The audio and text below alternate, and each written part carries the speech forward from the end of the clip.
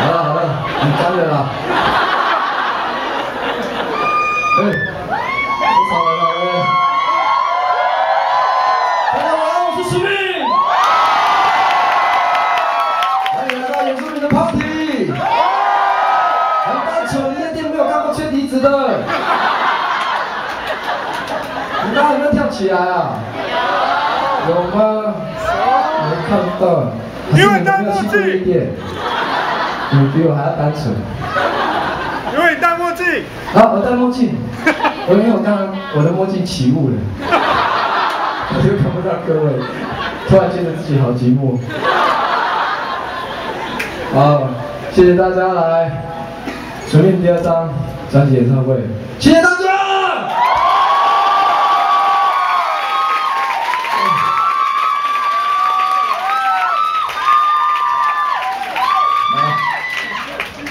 我等好久，有一首歌，我必须要唱，然后是一首传统歌，不过它给我的很大的启发，因为在学这首传统歌的那段过程，老人家告诉我很多。这首歌你们应该有听过。嘿呀呀。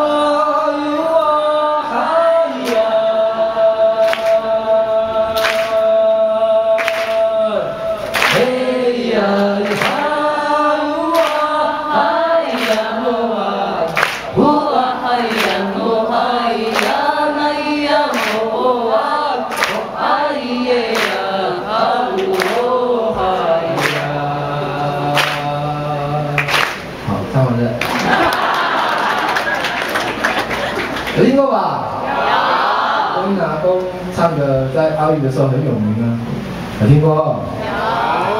不过每个老人家都因为他的心情唱法会不太一样，所以那时候学的时候现在蛮痛苦，老人家教的每一个人版本都不一样。后来才知道这个是我还要回央没有意思的，它是因着人的心情不断的在改变。然后我一直很希望这样的歌会被大家喜欢，但我知道我自己在带部落的弟弟妹妹们，他们会觉得很困难，我就找了一个很年轻人的方式，我试试看，如果用这样的吟唱结合 DJ， 九个加，我觉得应该会吸引到一些年轻人吧，不知道，然后一点点 hip hop 的感觉，很突兀吗？那我要唱的，你们先喝一点点酒，这样听起来比较好听一点。那我来带这个一点点 hip hop， 我讲英文的 hip 嘛 ，hip hop 对吗？哦，对 hip hop 呢。好，2B。